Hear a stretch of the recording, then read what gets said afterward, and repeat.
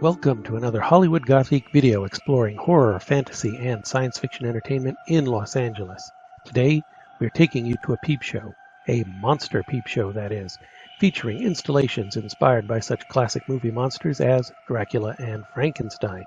In order to steel our nerves for this exploration of macabre art, we are enjoying a little cocktail we like to call the Sunken Corpse.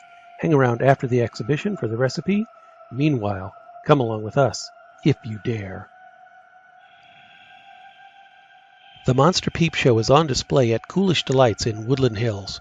We attended the exhibition's debut during the Ghouls Night Out Evening Market, a special event featuring vendors selling an impressive variety of horror-themed merchandise. Tucked into the small gallery near the back of the store, the Monster Peep Show consists of 5 installations inspired by Dr. Jekyll and Mr. Hyde, Dracula, Frankenstein, the Wolfman, and the creature from the Black Lagoon. The Monster Peep Show lives up to its name by providing only a glimpse of each character. The only faces belong to Mr. Hyde and the Wolfman, though in the latter case the reflection seen in the mirror more resembles 1961's Curse of the Werewolf than 1942's The Wolfman, which is referenced in the props and title card. Reinforcing the sense of peeping in on a strange world just beyond a window frame, the dioramas are enhanced with sound, lighting, and motion effects. Additionally, there are aroma cards customized for each display so that patrons can enjoy the graveyard smells of dirt, peat moss, and forest undergrowth while exploring the exhibits. There are also a few pieces of creepy art for sale featuring movie monsters such as Bride of Frankenstein and The Invisible Man. After perusing the Monster Peep Show gallery, Hollywood Gothic stepped outside for a chat with its creator, Chris Thomes. What was the inspiration? How did you get started on this project? Oh, well, I think like so many people, when quarantine hit and you didn't have anything to do and you're like, what am I doing with my time? I was at the beach and I was sketching and I thought maybe I'll do some art, which is something that I didn't normally give myself the luxury to do, but I decided to do that day, and I literally drew the Frankenstein box. And I just thought, well, it'll be a painting. And then I thought, no, I'll do a diorama. And it just kept growing from there. And the more I realized that I was enjoying my time, it just kept expanding. And I said, okay, these have to be good. And at the time, I was only doing 1 box, but it eventually became 5. How did you pick monsters to be your theme? You know, I really, that I don't know. I will tell you that I didn't even get into the classic monsters until I was in college. So it's not like something that is a deep passion for me, those particular monsters. But I think it was because it was a challenge and because the last few years I've been watching those movies every Halloween. And I just thought there was something good and atmospheric about them. And as I'm trying to create a diorama in a very thin space with forced perspective, I thought that kind of classic set design and that look and feel would lend itself well, so that's why I chose it.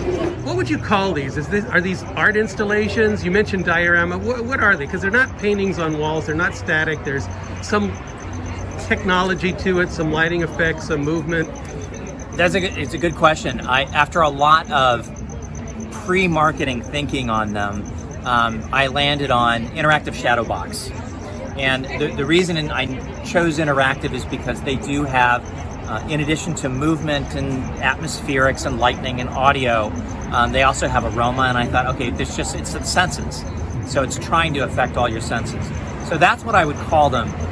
People might look at this and say, oh, this is like an effect I've seen in a haunted house, but there is a difference here because it's not there for a jump scare. It's there for you to look at and appreciate. Can you articulate that difference? What makes this not something I just put in my house at Halloween and, let people walk by? Well, the stories behind them, because I'm a storyteller and I've worked for Disney for years, and I've learned from my experience there is, especially if you go to Disneyland, the dark rides, right, in Fantasyland, and even Pirates of the Caribbean, they let you marinate on a scene.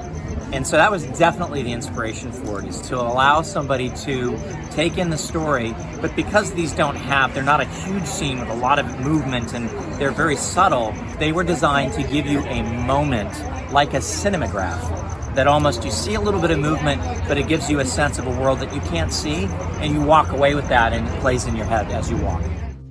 We would like to thank artist Chris Thomes for taking time to speak with us, and we would like to recommend his Monster Peep Show to fans of classic movie monsters and of macabre art.